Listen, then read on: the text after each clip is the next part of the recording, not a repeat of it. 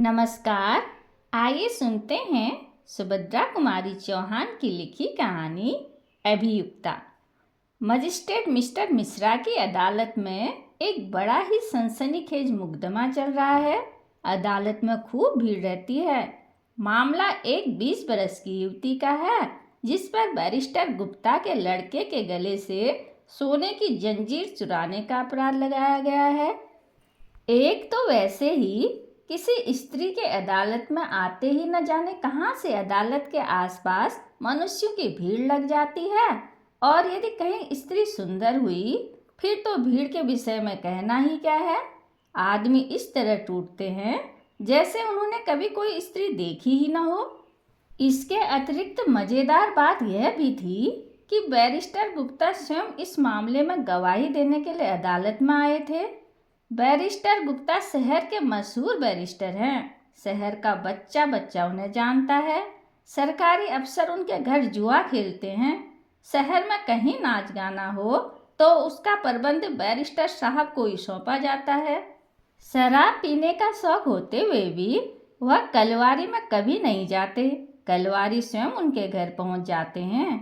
सरकार दरबार में उनका बहुत मान है और पब्लिक में भी, क्योंकि सरकारी अफसरों से किसका काम नहीं पड़ता। बैरिस्टर साहब हैं भी बड़े मिलनसार, पब्लिक का काम बड़ी दिलचस्पी से करते हैं। इस प्रकार के कामों में वह बहुत व्यस्त रहते हैं और दूसरे कामों के लिए उन्हें फुर्सत ही नहीं रहती। मुकदमा शुरू हुआ। अभियुक्ता की ओर से कोई वकील न था।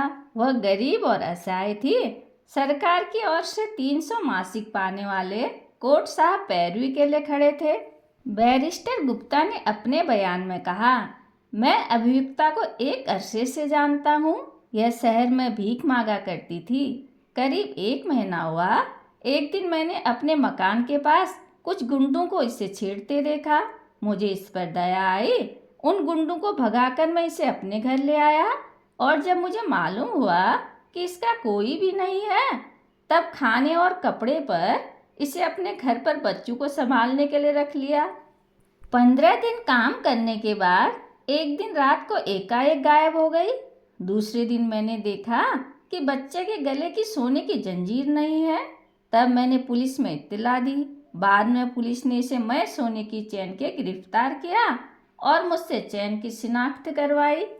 मैंने वैसे ही 5 चैनों में से अपनी चैन पहचान ली। अदालत की टेबल पर रखी हुई चैन को हाथ में लेकर बैरिस्टर गुप्ता ने कहा, यह चैन मेरी है, मैंने खुद इसे बनवाया था।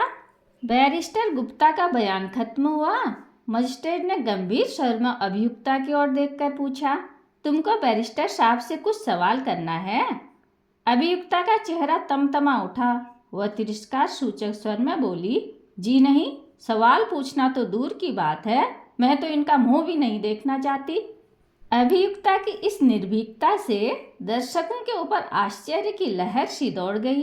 सबकी आंखें उसकी ओर फिर गई। बैरिस्टर गुप्ता की ओर भी लोगों का ध्यान विशेष रूप में आकर्षित हुआ। उनके मुंह से एक प्रकार की दबी हुई अस्पष्ट मर्मर ध्वनि सी निकल पड़ी। मुकदमे में और भी रंग आ गया। अब तो लोग अधिक ध्यान से मुकदमे की कार्रवाई को सुनने लगे। बैरिस्टर गुप्ता की बातों का समर्थन पुलिस के दूसरे गवाहों ने भी किया। एक सर्राफ ने आकर कहा, मेरी दुकान से सोना लेकर बैरिस्टर साहब ने मेरे सामने ही यह चैन सुनार को बनाने के लिए दी थी। एक सुनार ने आकर बयान दिया, यह चैन बैरिस्टर साहब के लिए मैंने ही अपने हाथ से बनाकर उन्हें दी थी। तफ्तीश करने वाले थानेदार ने बतलाया कि किस प्रकार उन्होंने अभियुक्ता का पता लगाया और किस तरह चैन मांगते ही उसने यह चैन अपने कमर से निकाल कर दे दी। थानेदार ने यह भी कहा कि अभियुक्ता इस चैन को अपनी मां की दी हुई बतलाती है, जिससे साफ मालूम होता है कि अभियुक्ता बहुत चालाक है। सरकारी गवाहों के बयान हो जाने के बाद अभियुक्ता से मजिस्ट्रेट ने पूछना शुरू किया, तुम्हारा नाम? चुन्नी। पति का नाम? मैं कुमारी हूँ। अच्छा, तो पिता का नाम? मैं नहीं जानती। मैं जब बहुत छोटी थी तब या तो मेरे पिता मर गए थे या कहीं चले गए थे। मैंने उन्हें देखा ही नहीं। मेरी माँ ने मुझे कभी उनका नाम भी नहीं बतलाया और अब तो कुछ दिन हुए मेरी माँ का भी देहांत हो गया। कहते कहते अभियुक्ता की आंखें डबडबा आई। दोनों हाथों से अपना मुंह ढककर वह सिसकियां लेने लगी। दर्शकों ने सहानुभूतिपूर्वक अभियुक्ता की ओर देखा, किंतु कोर्ट इंस्पेक्टर ने कड़े स्वर में कहा, यह नाटक यहाँ मत करो। जो कुछ साहब पूछते हैं उसका जवाब दो। अभियुक्ता ने अपने को संभाला और आंखें पोंछकर मजिस्ट्रेट की ओर देखने लगी। मजिस्ट्रेट ने फिर पूछा, तुम्हारा पेशा क्या है? मैं मजदूरी करती हूँ और जब काम नहीं मिलता तब भीख मांगती हूँ, अभियुक्ता ने कहा। मजिस्ट्रेट ने प्रश्न किया, रहती कहाँ हो? जहाँ जगह मिल जाती है। तुमने बैरिस्टर गुप्ता के घर नौकरी की थी? जी हाँ। यह चैन तुमने उनके बच्चे के गले से चुराई? चैन को हाथ में लेकर मजिस्ट्रेट ने पूछा। अभियुक्ता ने बैरिस्टर गुप्ता की ओर देखा। उसकी इस दृष्टि से घृणा और क्रोध टपक रहा था। फिर उसने मजिस्ट्रेट की ओर देखकर दृढ़ता से कहा, मैंने जंजीर चुराई नहीं, वह मेरी ही है। यह सुनते ही बैरिस्टर गुप्ता के मुंह से व्यंग्यपूर्ण उपहास की हल्की हंसी निकल गई। इस व्यंग से अभियुक्ता का चेहरा क्षोभ से और भी लाल हो उठा। उसने किंचित क्रोध के स्वर में कहा, मैं फिर कहती हूँ कि जंजीर मेरी है। मेरी माँ ने मरते समय यह मुझे दी थी और कहा था कि यह मेरे पिता की यादगार है, इसे संभाल के रखना। मजिस्ट्रेट ने पूछा, तुम बैरिस्टर साहब के घर से रात को भाग गई थी? कुछ क्षण के लिए अभियुक्ता चुप सी हो गई। आहत अभिमान उसके चेहरे पर तड़प उठा। फिर कुछ सोचकर वह गंभीर स्वर में बोली, जी हाँ, मैं बैरिस्टर साहब के घर से भागी। पहले उन्होंने मुझे गुंडों से बचाकर अपने घर में आश्रय दिया, तब मेरे हृदय में इनके लिए श्रद्धा और कृतज्ञता के भाव थे, परंतु वे धीरे धीरे घृणा और तिरस्कार में बदल गए। मैंने देखा कि बैरिस्टर साहब की खुद की नीयत ठिकाने नहीं है। वह मुझे अपनी वासना का शिकार बनाने पर तुले हुए हैं। धीरे धीरे वह मुझे हर तरह से लालच दिखाने लगे और धमकियां देने लगे। एक दिन इसी तरह की छीना झपटी में उन्होंने मेरी यह सोने की जंजीर देख ली थी, इसलिए चोरी का झूठा इल्ज़ाम लगाने का उन्हें मौका मिला। मैं चोरी के डर के मारे कभी जंजीर को गले में नहीं पहनती थी, सदा कमर में खोसे रहती थी। अभियुक्ता का बयान सुनते ही अदालत में सन्नाटा छा गया। किसी को भी उसके बयान में किसी तरह की बनावट न मालूम हुई। बैरिस्टर साहब के प्रति घृणा और अभियुक्ता की ओर सहानुभूति के भावों से दर्शक समाज का हृदय ओतप्रोत हो गया। सभी दिल से चाहने लगे कि वह छूट जाए, परंतु कानूनी कठिनाई को सोचकर सब निराश से हो गए। चैन उसकी होते हुए भी भला बेचारे इस बात का सबूत कहाँ से देगी कि चैन उसी की है। सफाई की पेशी का दिन आया। आज तो अदालत में दर्शकों की भीड़ के कारण तिल भर भी जगह खाली न थी। प्रत्येक के चेहरे पर उत्सुकता छाई थी। कौन जाने क्या होता है, कहीं बेचारी की चैन भी छिने और जेल भी भेजी जाए।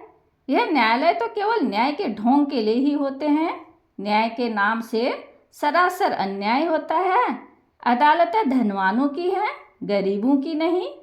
इस प्रकार के अनेक आलोचनाएं कानाफूसी के रूप में दर्शकों के मुंह से निकल रही थी। अंत में मजिस्ट्रेट की आवाज़ से अदालत में निस्तब्धता छा गई।